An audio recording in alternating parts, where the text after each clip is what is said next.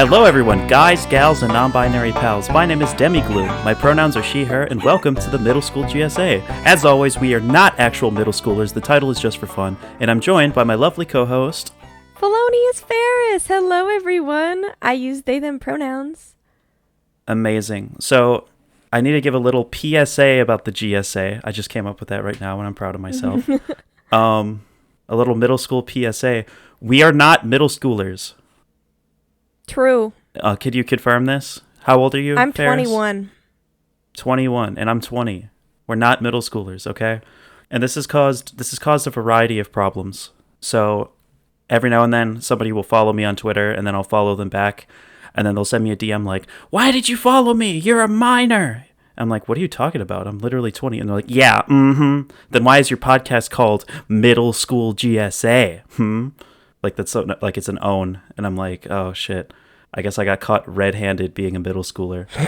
No. We're not middle schoolers. Why is it named Middle School GSA? Do you want to explain? Part of the premise was that we would talk about stupid shit that kids talk about only in their middle school GSA. Yeah.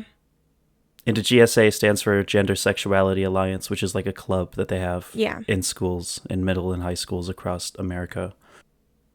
So we talk about like insufferable queer discourse as if we were a middle school GSA. Mm-hmm. And I think it's funny, but we've also had the problem of people DMing me like, "You're so hot for a middle schooler."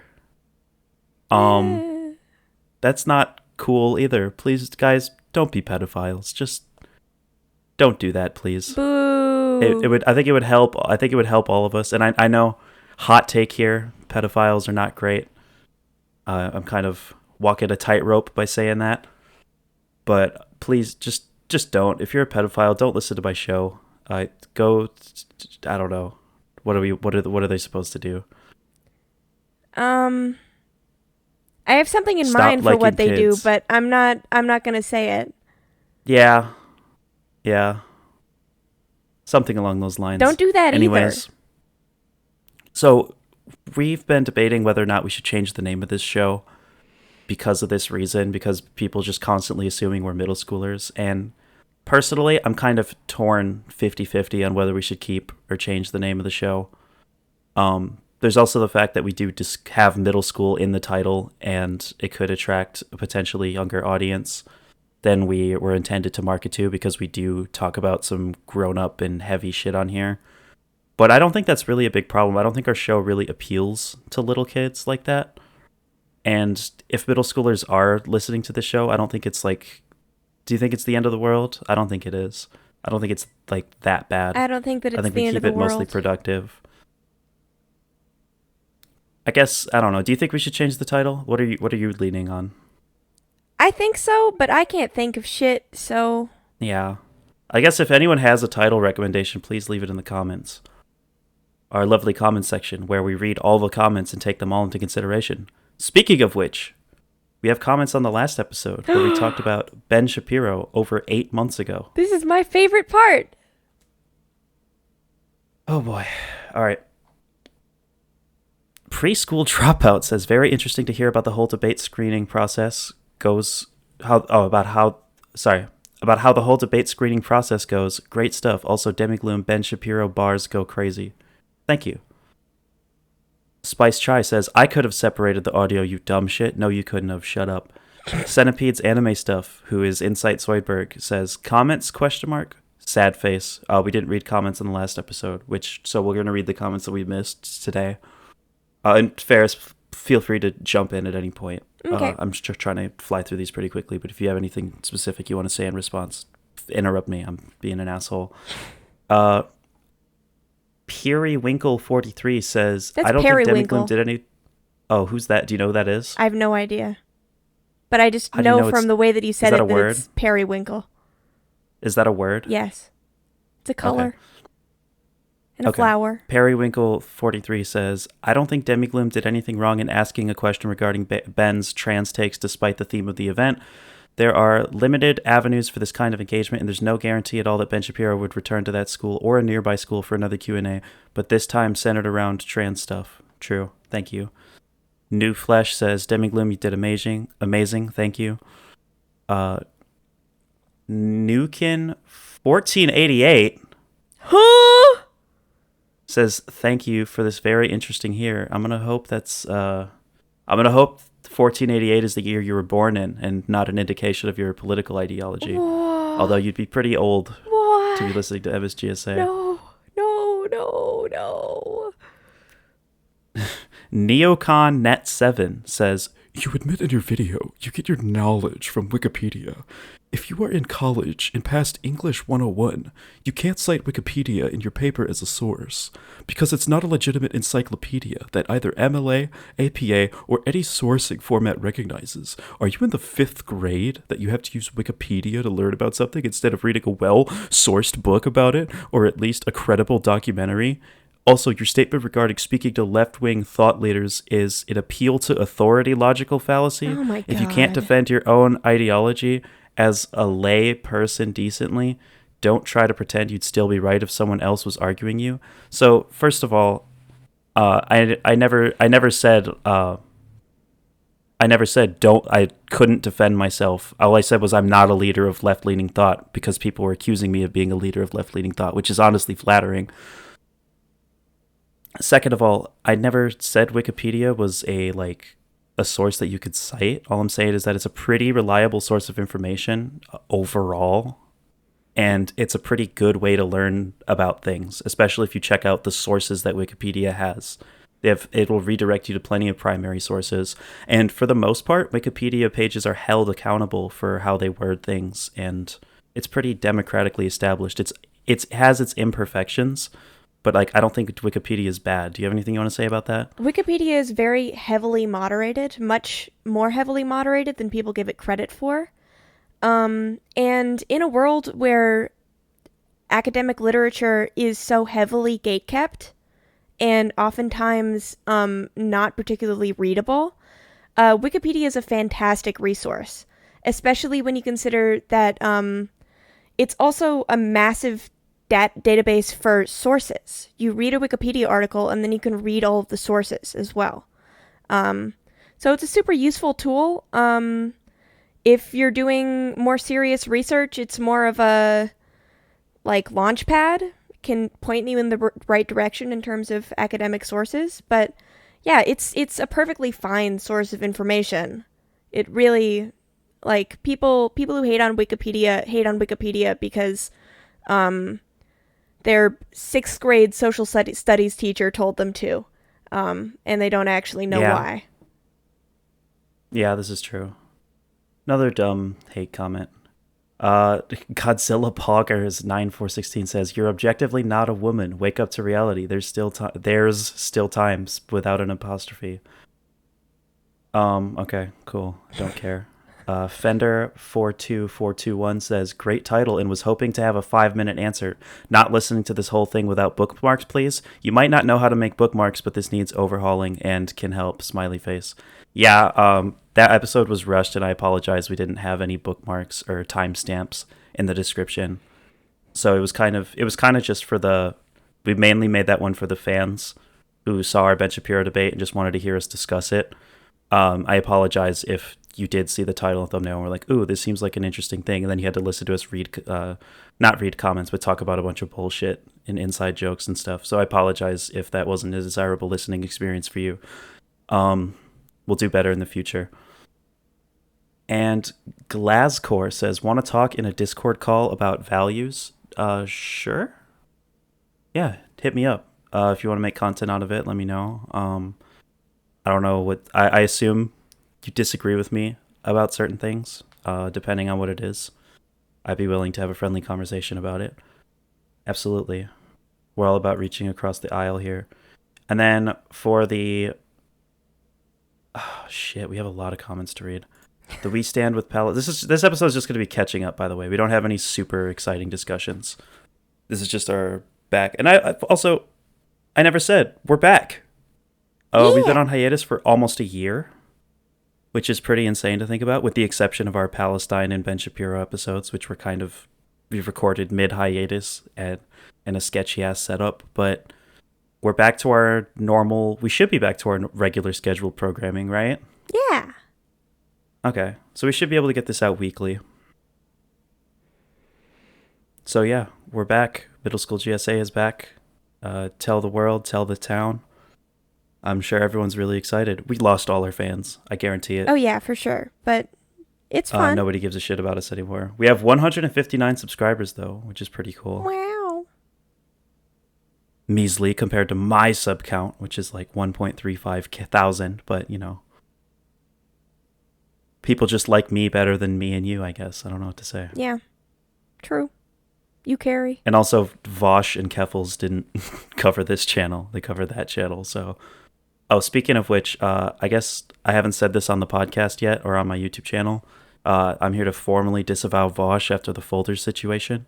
Vosh is practically a self-admitted zoophile at this point. While I'll be eternally grateful for his coverage of my debate, and the clout and credibility that it's brought me in the online left, and I still have certain audience members who are going to defend Vosh, and that's, I guess, fine. Not really fine, but I'm willing to agree to disagree with some of you people. Done with Vosh, no longer supporting him or any of his content or endeavors. And also Keffels basically admitted to scamming people. I wish Keffels well in her personal life, but I can't endorse her anymore, given that she's used her trans identity to scam the trans community for $100,000 and buy a bunch of streaming gear. I get it. It's a mental health thing. She had an addiction she was struggling with, but at the same time, it's gonna take a long time for me to trust someone again after doing something so cold-blooded. And with that out of the way, I'm gonna kind of zip past the rest of the comments. The Palestine comments are basically just like W. Nobody's really saying anything or arguing at all. On the online versus IRL friends episode that I did with Riley, we have 7 comments. We have a deleted user says, "Is there a delay or are you just stupid, Lamau? I like seeing Demigloom on camera. When she was playing with her plushie, that was like visual ASMR. Thank you." Centipede says, "Leafy ass Troon covering her whole face with the pop filter. This is true." Tarno Live says, "Okay, no big Pepito thighs for this comment. Disappointing, I know. I'm about 24 minutes in as of writing before I listen to the base Demigloom opinions on IRL versus online friends. I wanted to speak about my silly little opinions. I've always seen online friends as a less risky form of friends that make it a lot easier to explore things like your identity without worrying about what people you say daily would react, like a test run or something. I don't know. Just in general, I think online friends is like training mode for friendship without a lot of the risk." This is true. I would agree with that. I've had similar experiences with friendship and online friendship where, like, online I was able to be pretty openly trans earlier than I was in real life because there weren't the real life consequences, and I was able to sort of experiment with presenting myself as a woman using the internet before I actually knew what to do in real life. And I think it's a good simulation in some respects. Obviously keep your expectations in check for the difference between online and IRL friendships, which we discussed in that episode, which you can go listen to right now. But yeah, I would agree. And then Spice Chai, who is Squeebo, says, "Wars episode yet. Hated this one. Riley was the only redeeming factor." True, I guess. Riley was pretty funny. I'd love to have him on again, especially with Felonious Ferris. And that's all of the comments. As far as voicemails go, we'll play them on the next episode. We didn't have time to prepare the voicemail files right now, or tonight, so my apologies for that. And also moving forward, Ferris, what do you think about moving the comment section to the end of the show? That's okay. You sound defeated. Are you not okay with that? No, I'm fine with it. I don't care. That's the voice of someone who cares. Demi, stop. The reluctance is there. Stop analyzing my vocal intonations. I'm autistic. Oh, this is true. Yeah, I want to move it to the end just because we've gotten a lot of complaints about people who want to hear, just want to hear like the topic discussion, and I want to jump right into that from now on, if that's okay, because fans who didn't listen to the last episode, or people who are just listening for the first time don't really care about comments and all of that. This is so true. It's kind of annoying to just jam that down their throat. I tried to fix that with timestamps, but apparently people are stupid and don't know how to use them. So we're just gonna go ahead and move them to the end. Yes. For your convenience sake. So thank you, listeners, for all of your feedback, all of your wonderful comments. If anyone is still listening to this, Pepito, I think, is gone. I don't know if Zane's gonna listen to this. Squeebo will probably listen. B will probably listen. So there's that. Ferris, how have you been for the past year? For the past year, I've been all right, I guess. I've been going to school and having a job and yeah. Cool. And should I talk about what I've been doing for the last year, or should I not? If you want to, you can. I've been really sad. I've been in and out of mental hospitals for pretty much the past 3 years. And I'm crazy. I'm absolutely insane, completely detached from reality. I've learned about myself. I've learned some things about myself. Like, I probably have a learning disability. And I don't know. Yeah. So I don't want sympathy comments. Please don't reassure me. Or be like, Demigloom, I'm so sorry, because I've already had enough of that in my life. But I've been pretty miserable up until very recently, to my last hospitalization, where I focused a whole lot on relapse prevention and combating unproductive thought patterns, as well as using distress tolerance and emotion regulation skills. I'm doing pretty good. I'm not great. I'm pretty sad most of the time. I'm still experiencing a lot of depression. But I'm in an intensive outpatient program, which is a virtual program where I basically sit in a class for a few days, or for a few hours a day, about mental health, and talk about my feelings and stuff with a therapist, and make sure my medication is being adjusted correctly. And I'm on the path to recovery, and I'm doing pretty good. And I've been doing more and more of my enjoyable stuff, enjoyable hobbies and fun stuff. So I'm on the right track. So don't feel bad for me. And I'm ready to do more politics stuff, hopefully, at some Huge point. W as far as I'm concerned. Thank you. I'm a little proud of myself. Not super proud of myself. I'm having trouble feeling proud of myself for recovering, because like the evil voice on my shoulder is like, well, you should have been here in the first place. But at the same time, it's like, better late than I've been never. I've been presented with a lot of disadvantages that other people would have. I feel like I've been thrown a lot of obstacles that other people haven't had to face. Which I won't get into, but just know my life has been very challenging, and it's sort of a miracle that I'm here right now. But I'm fucking here, you bitches. And I'm back recording music and podcasting. Yippee! Doing good shit. Having fun. Yeah. Absolutely fantastic. Doing pretty well. So, as you can imagine, I'm extremely excited to return to MSGSA. Ferris is indifferent, but willing nonetheless. Stop saying that. I'm happy. No, but it's funnier if you hate the podcast and I'm just forcing you to do it. I've actually been tied up in Demigloom's basement this whole time. And doing this podcast is the only way I'll get food and water. Honestly, I mean, if you didn't want to do this podcast, I'd figure out a way to make you do it. Yeah. So, not too far off from reality. We're going to get banned from YouTube. What are some things that have happened in the last year that you want to talk about? Whether it's in your life, pop culture, politics, voting. I think we need to do an episode about voting. Yeah. So we can save that for another week. Should I spoil? All right, go on. No. You go. I was going to say, should we spoil what the next couple episodes are going to be about? Sure. I don't even know. Well, we have an episode about... I've ran these by you. Have you? Vigilante justice. Oh. We're going to talk about vigilante justice and whether or not that works, whether that's a good thing. We're going to beg the question, are all cops bastards? And we may or may not have a special guest. We'll see if he's still down. He was down about a year ago when we originally planned to record the episode. So the question of whether or not all cops are bastards will be answered on this podcast. We were going to talk about Rule 34 and how degenerate pornography is corrupting the youth, including ourselves. Because you can't even type in a fucking Pokemon on Google Images without being exposed to vaginal penetration.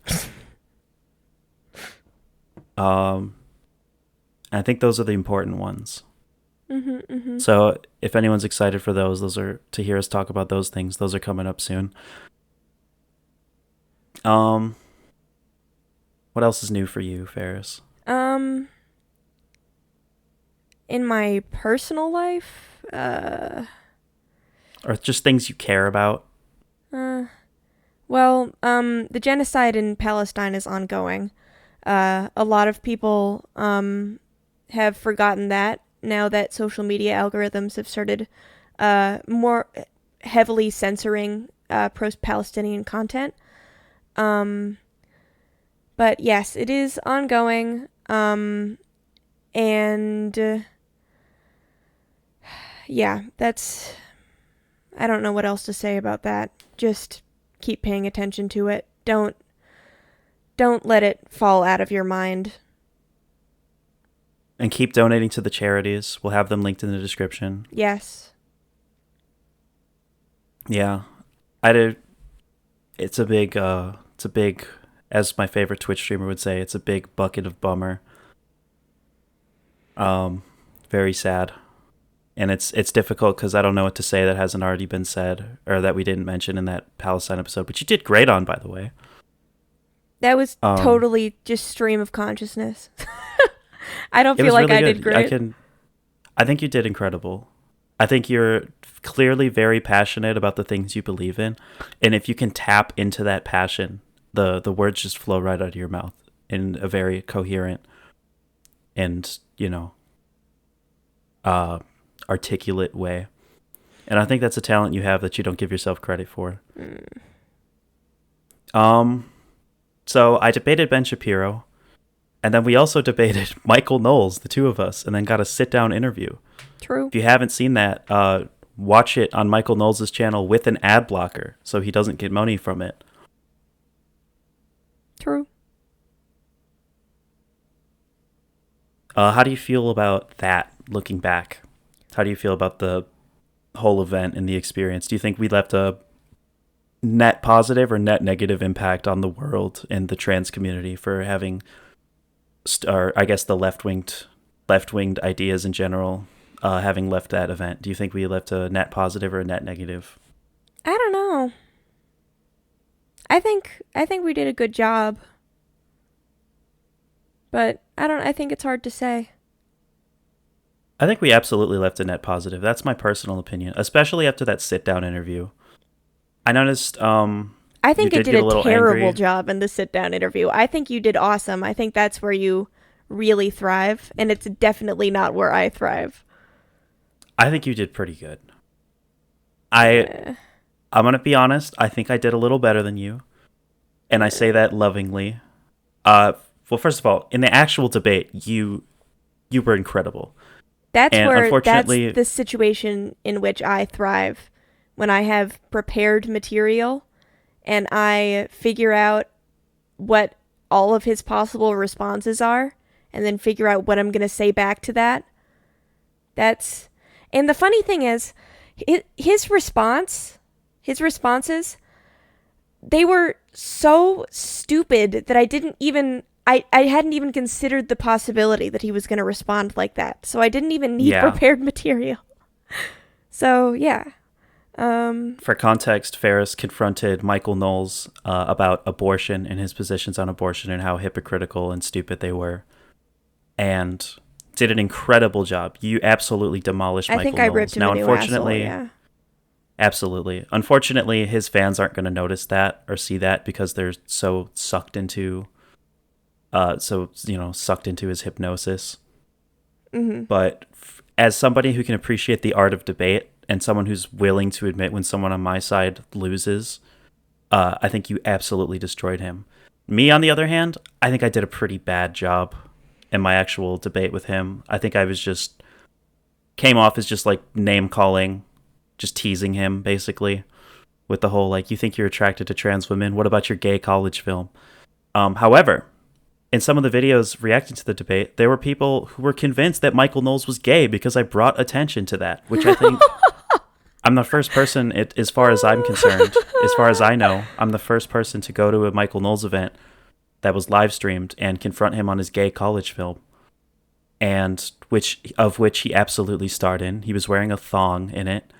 He tried to downplay it, It was but he bright he blue. stars in a gay, yeah, and he stars in a gay sex scene in one of his college films, and he's a homophobic Republican, and so I felt the need to draw attention to that, and in a live setting. And he kind of laughed and played it off like it wasn't a big deal. But there were some conservatives who were like, okay, obviously this tranny is stupid and wrong about everything. But now that I saw that, I think Michael Knowles is gay, which I think is an absolute W Yeah, that is a to huge tarnish W. his reputation in any way. And I think you're being a little hard on yourself for the free-form discussion we had. But I think we did pretty good. And we had a lot of comments saying like, I don't agree with these trans people. However, they have some good points, or it's nice to see them being kind and logical instead of just yelling and screaming, which I think is an absolute W. Even if it is, don't get me wrong, it's an absolutely disgusting reality to live in that people say things like, you're pretty nice for a trans person, but at the same time, I see that as a step in the right direction. Coming from the people who normally are like disgusting tranny, I disregard everything they possibly could say. Yeah. Getting them to even listen a little bit, I think, is a net positive. And to be honest with you guys, as somebody who once exhibited a level of transphobia, mind you, it was mostly internalized. Just having those positive experiences with trans people has been life-changing, and that's what changed my mind. It wasn't people yelling. It wasn't people being mean or destroying conservatives with facts and logic. It was more so just having friendly interactions with trans people. And that's what was able to change my mind. And mind you, I'm talking about when I was 14 years old. So I was much more impressionable, and my beliefs weren't as concrete yet. But can I tell a little story, Ferris? Yeah, go ahead. I just want to give this example, and I'm going to do like a little video essay about this probably at some point. But like, the first time I went to residential mental hospital, which means you live there, I lived at a hospital for 2 months. There was a man there who had some pretty right-leaning words, or at least biases that were pretty clear. He was a fan of like Tom McDonald, who is that like white what's the word, white victim rapper who's like really transphobic and racist, arguably racist. He's like safe racist. He's like just racist enough to get away with what he says. Yeah. But pretty bad stuff. Talked about I mentioned to another patient that I debated Ben Shapiro, and he spoke about Ben Shapiro and Steven Crowder and other political commentators in a way that showed interest in my confrontation with them, but also I'm like, a lot about these guys. Clearly you're into them. And anytime people called me she around him, he was kind of like what? That's a she, really? I mean, which is honestly most people's reaction when people call me a she, but it was very obviously in him. To make a case in point, he was transphobic. But I learned something about him that changed my whole outlook on how I should treat him. He's a father. He has children. And I asked myself this question. This father who is exhibiting transphobia and reluctance to support my gender identity and treat me with the decency I deserve regarding my gender identity, I have two options. I can, one, be really mean to him and not respect him. Or two, I could treat him with kindness, And now treating him with kindness might seem insane or really weird, but I remember those children that he has, and then I remind myself, this man probably hasn't had a whole lot of experience with trans people. I'm probably one of the first trans people he's met, given how utterly confused he is by my assertion of my gender identity. If I give him a positive experience with a trans person, perhaps I could change his mind, at least a little bit, or perhaps he would be, if even if I was just one of the good ones to him, even if I didn't change his mind about trans people in general, if I could just set a good example for the trans community, I can present myself as a trans person who is kind, understanding, and willing to reach across the aisle. He'd probably be less likely to tell his children that all trans people are disgusting monsters. And so, while I could practice the principle of disengaging with anyone who disagrees with me, even when it comes to human rights, I chose the strategic option. And you know what? I valued my connection with him. He was a really nice guy who was just indoctrinated, and I feel like we became friends over the time of my hospitalization. And I can confidently say that after the time we spent together, there's no way he could ever turn his back on me and tell his children that all trans people are horrible. And whether or not someone has children of their own, people influence the world around them. And I just think if we can set positive examples of trans people and provide people who are transphobic with positive experiences with trans people, that's more likely to change the world than just yelling or being mean, or hostile or aggressive. I don't know. What do you think, Ferris? I couldn't agree more. Yeah, I think people call this kind of stuff respectability politics, which I think people shouldn't call it that. And I don't I'm think that fine with it that's. being called that. I would love to be. I think respectability is an important virtue. I mean, it's. My feelings about it are complicated. I wouldn't call it that, though. Um, and I, for a very long time, have advocated for, you know, radical kindness to everyone as much as you can tolerate. Because I entirely agree that being mean and name calling is never, ever going to change anyone's mind on anything. It's showing them your humanity. The reason that they hate you is because they don't know you, you're strange and alien to them, and because of that they don't see your humanity.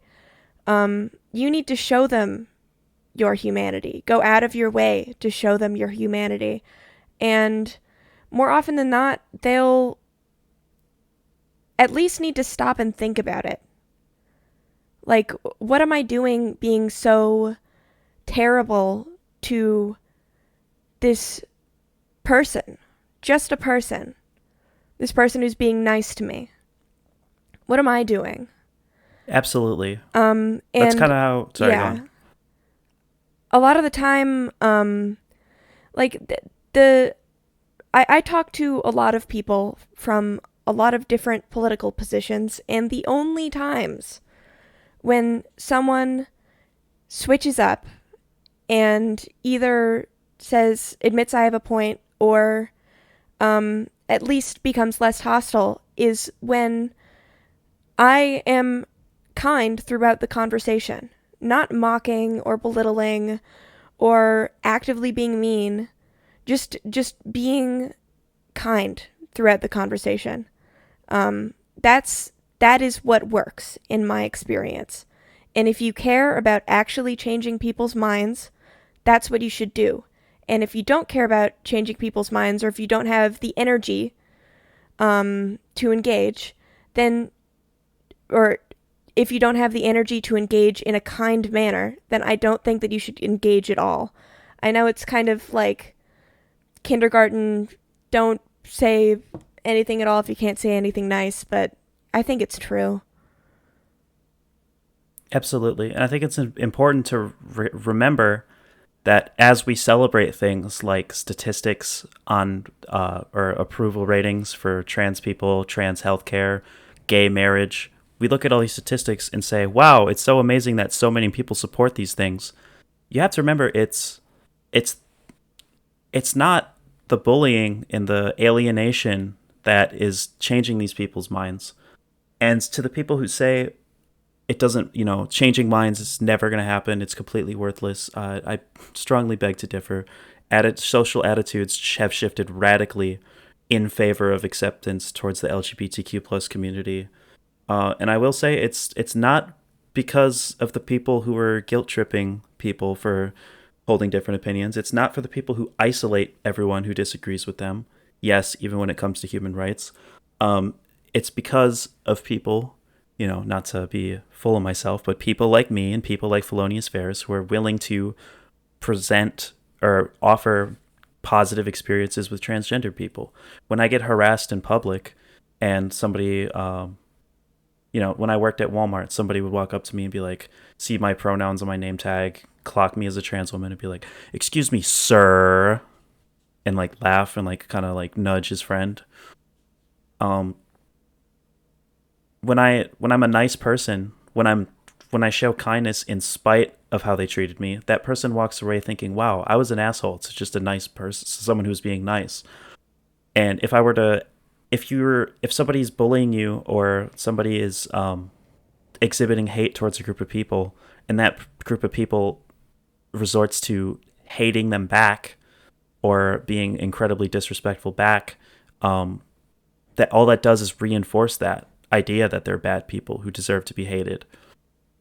It's like it's a cheesy quote, but it's true. How Martin Luther King said, "Darkness cannot drive out the darkness; only light can do that." I absolutely believe, if not love, basic human consideration for your enemies is something we should have in general.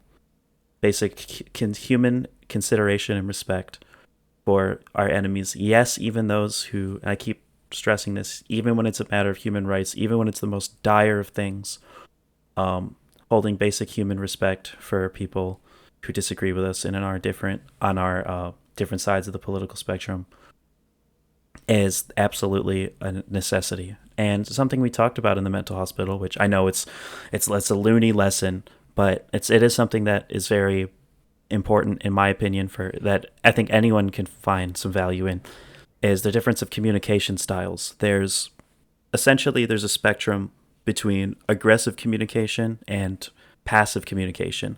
Now, when engaging with a transphobe, passive communication would look like utter submission, saying okay, okay, or just ignoring and being friendly and not challenging transphobia in any situation. And aggressive communication would look like responding with utter rage and just saying, "Fuck you, I'm not even going to tolerate you. I can't even be in the same room with you right now because you hold this opinion about trans people." Now, between passive communication and aggressive communication, there's passive aggressive communication, which is sort of the worst of both worlds. You have the sort of submission, the lack of challenging, but also the aggression and rudeness and disrespect of aggressive communication. But in between passive and aggressive communication, there's also a communication style known as assertive communication, which is the best of both worlds rather than the worst of both worlds, like passive aggressive communication is. And assertive communication is a style of communication where you can advocate for yourself, your needs, and your wants, while also being willing to hear out the other person and aiming for compromise. And I think if we were to engage in more assertive communication, where we're capable of asserting our own needs, wants, values, and virtues, while also being willing to hear out the person and offer them the basic human respect that they deserve, I think that would be a lot more effective than the sort of aggressive approach that the left seems to insist on. I wouldn't say the left, but I would say more so, not even just the left necessarily, more so just young people insist on engaging in consistently. Mm-hmm. Do you have any thoughts on that? I totally agree, yeah. All right. So basically, through the power of friendship. Yeah. That was the answer all along. People are like, "Oh, it's such a tired anime trope. I'm sick of seeing it." No. The power of friendship is eternal. And I guess I should offer the disclaimer that when I say these, I'm talking interpersonally, in relationships between like normal people. When it comes to people in positions of power, like politicians and political commentators like Ben Shapiro and Michael Knowles, whom we've, I'd say, absolutely engaged in aggressive communication with. Mm-hmm. I think that's an exception to be made because those people in positions of power are literally being paid to have their opinions. Our goal with them is not to change their mind. Our goal is to present an idea of how we communicate to the audience. And even then, I think avoiding like freaking out and screaming was an important part of our communication with those Yes. people. You need to Because if we did remain that, you need to remain calm. You can't become hysterical. But I do believe that, I mean, a lot of, especially the right, it has this kind of cultish obsession with idols, where we'll have an idol like Trump or like Ben Shapiro or whoever who is put up on this pedestal, and they're this untouchable god king. And if you're able to, first of all, keep a cool head and just knock down that god king, even for a moment, just make them feel humiliated. Make it apparent that they really aren't all that high and mighty. It can be really, really effective in turning people away from them and kind of breaking them out of that hypnosis. Yeah, so I think that that's incredibly useful, and that's the exception to just being radically kind.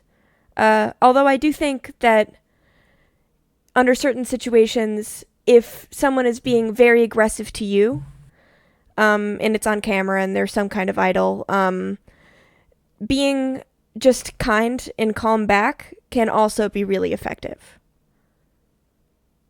absolutely, yeah. I think there's multiple, when it comes to idols and people like that, there are multiple approaches that can be useful.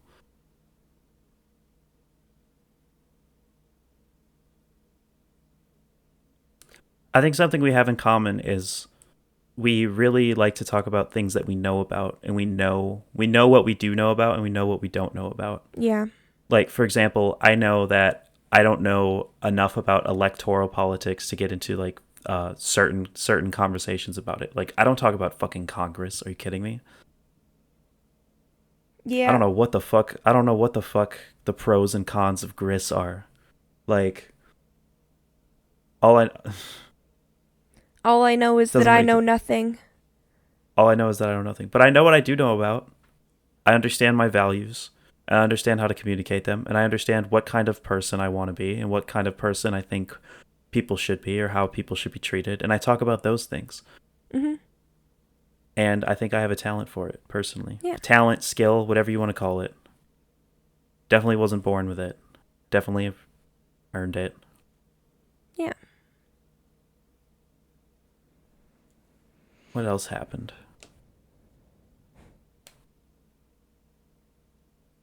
Oh, I want to tell the rap story on another episode. I think we should Mm-hmm. do like a music episode. Mm-hmm. Do you know what I'm talking about? Yes, I do. Oh, that was some like Disney Channel shit that happened. Stay tuned. Stay tuned for that. That shit was there's an epic rap story. Um Obviously we have to do an episode about mental hospitals where we break the shit out of HIPAA just to tell all of our crazy stories. Mm-hmm. Well, Um as long as you don't name anyone specifically, it's not violating HIPAA, but. John, Carrie, No, no, no, no. Elizabeth. I'm just thinking of Oh, random they're names. fucking knocking at our door. The feds are upon us. They're gonna fucking get us. No, I'm fucking around. What else is there? I feel like How far are we? We're almost 50 minutes in. Do you wanna call it a night? I think one more thing. Life update. Uh, I don't think that I was a psych major last time we I didn't even know you recorded. were a psych major. I'm a psych major now. What are you going for? I'm gonna be a therapist. That's amazing. Yeah. You're already a great therapist. Oh. But yeah, I'm gonna get my master's degree one day, and I will uh help people hopefully. Um, I'm doing an honors project at school. I'm very excited. It's about split brain patients, which is a super interesting topic. I could That honestly sounds go on fun. about it forever. Uh, yeah. I'm thinking about becoming a behavioral specialist Do or a it. therapist. Do it. I also kind of want to be a music therapist, but like I'm not good enough at technical music theory to be able to get the credits necessary. Even though Mm, I would have to take some things that wouldn't be very useful for that career. mm. But yeah, I definitely want to go back to college at some point. In case you guys didn't know, I dropped out in order to pursue my career as a medical patient or a mental patient.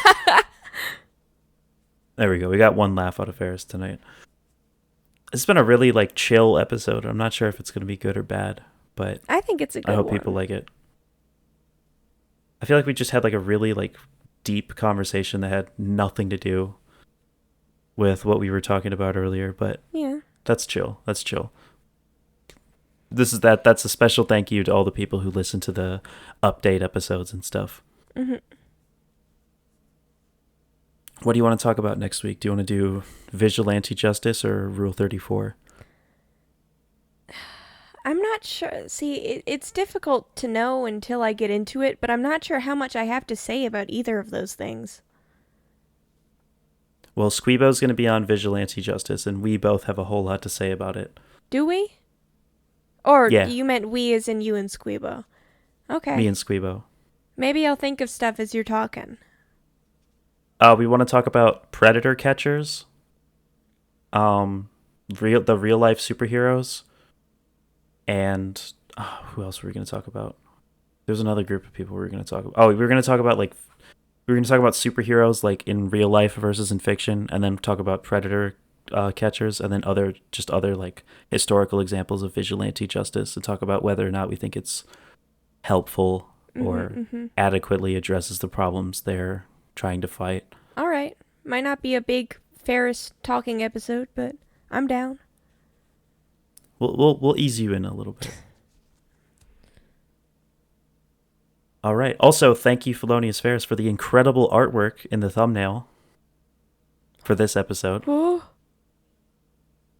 Did you oh, see the thumbnail that we're using for this episode? no. Go in announcements in the MSGSA server and look at the picture and tell me what you think. Oh, lovely. Yes, I did make Does that. that work? Yeah, it does work. All right. I made the thumbnail and Ferris drew the chibis. And also, we want to make merch in the future, so there's that. True. All right. Anything else you want to talk about before we do plugs? Nope. Are you tired tonight? I am kind of tired, yeah. Me I've too. been, yeah, I did a bunch of honors project work today. I thought you were going to say I did a bunch of weed. Nope. Nope. Ferris, where can our listeners find you? Uh, YouTube. I have one video, and that is of my debate with Michael Knowles, and I looked like shit, but I think I did a good job, so watch it. Um, You look kind of bad in the debate, but in the actual interview, you look pretty good. I think I looked bad there too, but okay.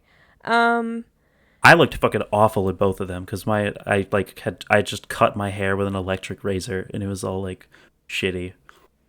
but I have a TikTok account. I have two little uh what's it called? Um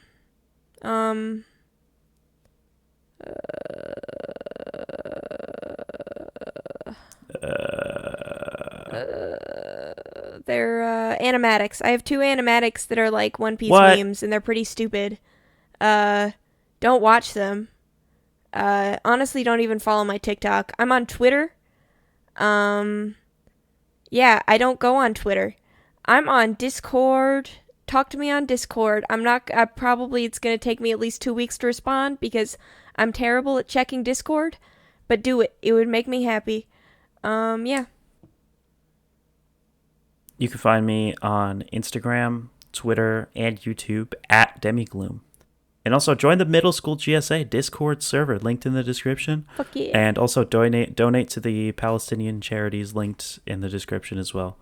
Mm-hmm. Oh, and my Even if it's socials just are a at small amount. Felonious Ferris, by the way. Amazing. All right. That's it. Goodbye. Farewell, all.